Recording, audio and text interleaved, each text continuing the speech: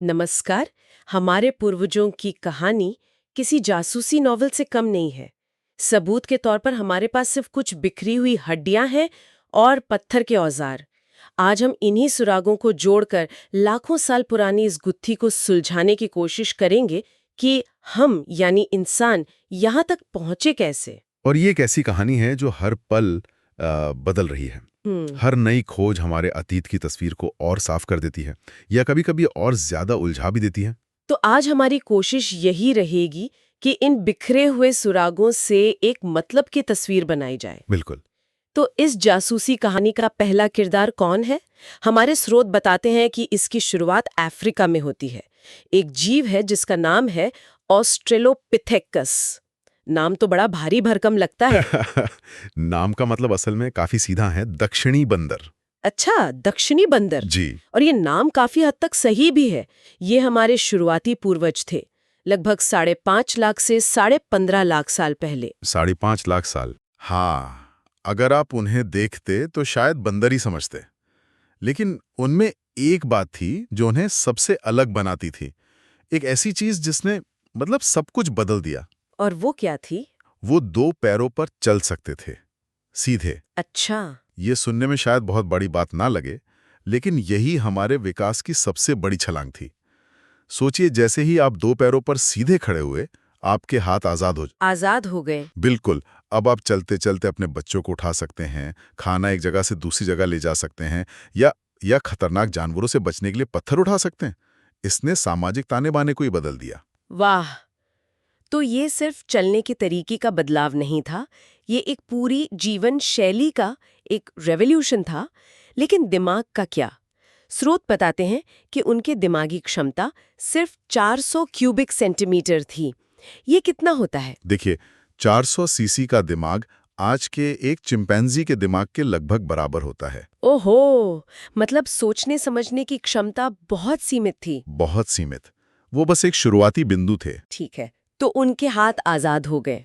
तो अगला कदम तो यही होना चाहिए कि उन हाथों का इस्तेमाल औजार बनाने में किया जाए, है ना? बिल्कुल सही। यहीं पर कहानी में होमो हेबेलिस की एंट्री होती है। बिल्कुल सही पकड़ा आपने। होमो हैबिलिस, कुशल मानव या हैंडीमैन। हैंडीमैन। जी। ये लगभग 20 से 15 लाख साल पहले अफ्रीका में रहते थे और इन्हें ही पहले असली औजार बनाने वालों का श्रेय दिया जाता है। अच्छा, तो औजार बनाने की शुरुआत यहाँ से हुई? मोटे तौर पर हाँ।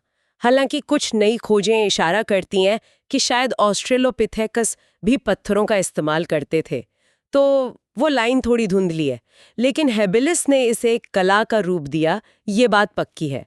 वो जानते थे कि पत्थर को कैसे तोड़ना है ताकि उससे एक धारदार किनारा मिल सके। और इन औजारों से उन्हें फायदा क्या हुआ? इन औजारों से वे वो काम कर सकते थे जो उनके दांत और नाखून नहीं कर सकते थे, जैसे मरे हुए जानवरों की मोटी खाल को काटना या हड्डियों को तोड़कर उसके अंदर का गूदा निकालना, जो कि प्रोटीन और फैट का खजाना होता है। बिल्कुल।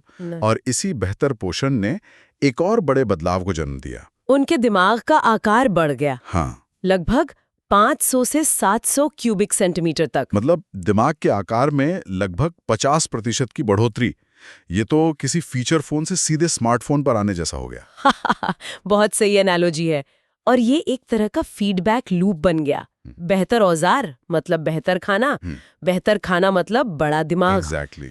और बड़ा दिमाग मतलब और भी बेहतर औजार बनाने की क्षमता। एग्जैक्टली। ये वो इंजन था जिसने हमारे विकास को रफ्तार दी।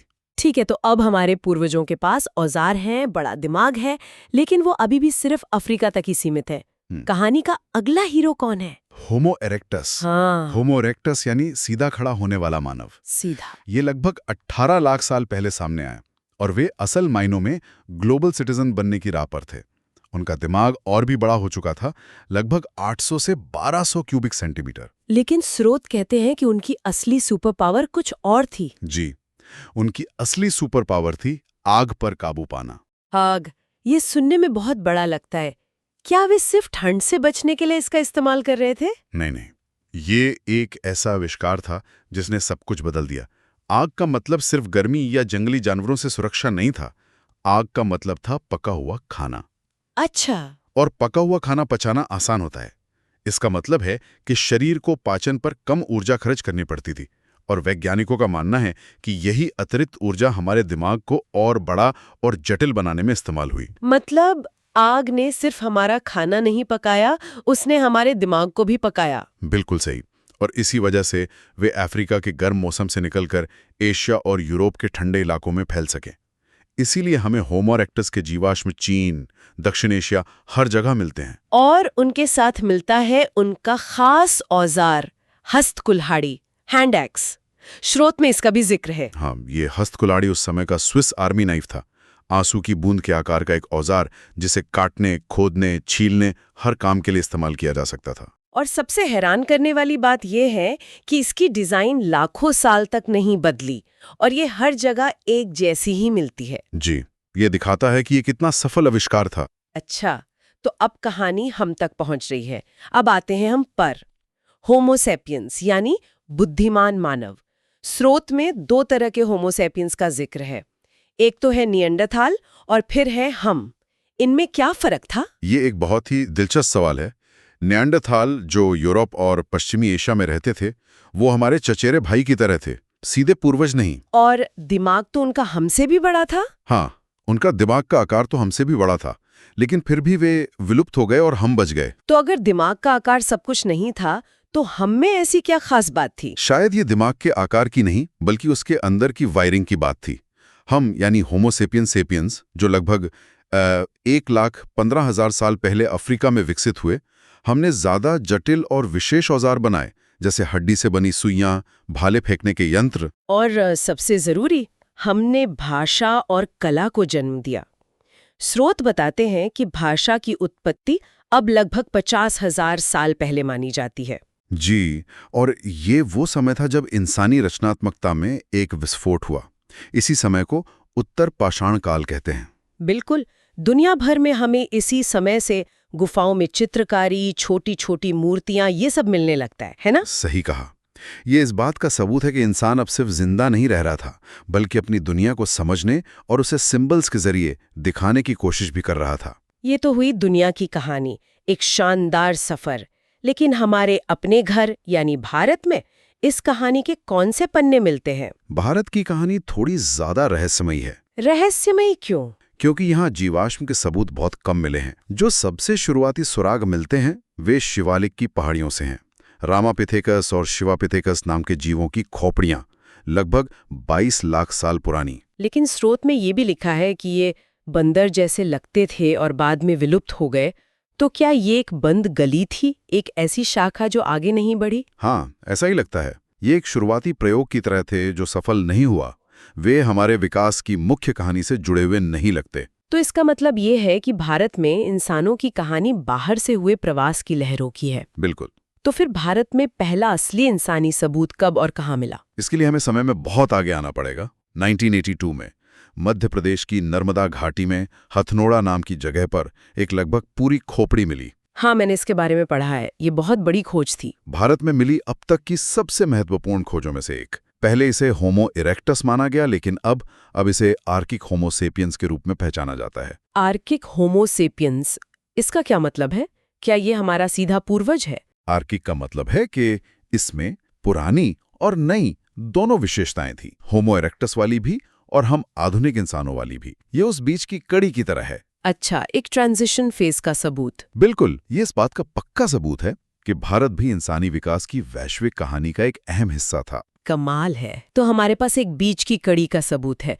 लेकिन आधुनिक इंसानों यानी हम जैसे होमो सेपियंस सेपियंस के जीवाश्म कहाँ हैं? स्रोत कहता है कि भारत में वो मिले ही नहीं है, सिवाय श्रीलंका के। और यही भारतीय कहानी का सबसे दिलचस्प मोड़ है। श्रीलंका में फाहियन नाम की गुफा से 34,000 साल पुराने आधुनिक मानव के अवशेष मिले हैं। पर भारत की मुख्य भूमि पर नहीं, ये कैसे हो सकता है? इसका मतलब ये है कि हमें प्रवास के रास्तों के बारे में अपनी पुरानी सोच को बदलना होगा।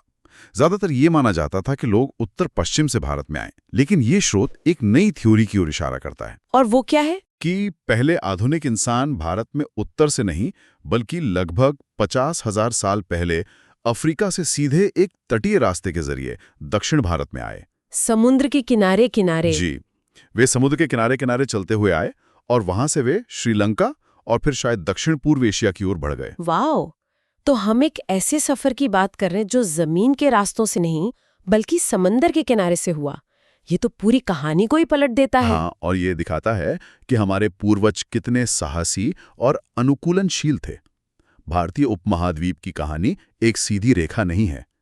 ये अलग-अलग समय पर आए अलग-अलग मानव समूहों के बसने, विलुप्त होने और फिर से बसने की एक जटिल दास्तां है। तो अगर हम आज की पूरी चर्चा को समेटें तो ये कहानी अफ्रीका में 2 पैरों पर चलने वाले एक दक्षिणी बंदर से शुरू होती है, फिर औजार बनाने वाले कुशल मानव तक पहुंचती है, जिसके बाद आग और हिम्मत के साथ दुनिया में फैलने वाला होमो इरेक्टस आता है। और आखिर में हम यानी अपनी कला और भाषा के साथ बुद्धिमान मानव का आगमन होता है। बिल्कुल। और भारत के संदर्भ में ये कहानी हमें बताती है कि हम हमेशा से एक वैश्विक दुनिया का हिस्सा रहे हैं।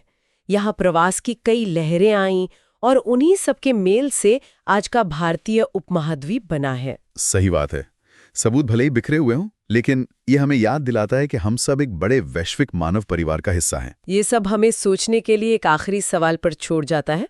स्रोत में एक बात का जिक्र है कि आधुनिक मानव अपने बेहतर औजारों और बड़े दिमाग के साथ पर्यावरण को संशोधित करने में सक्षम हुए।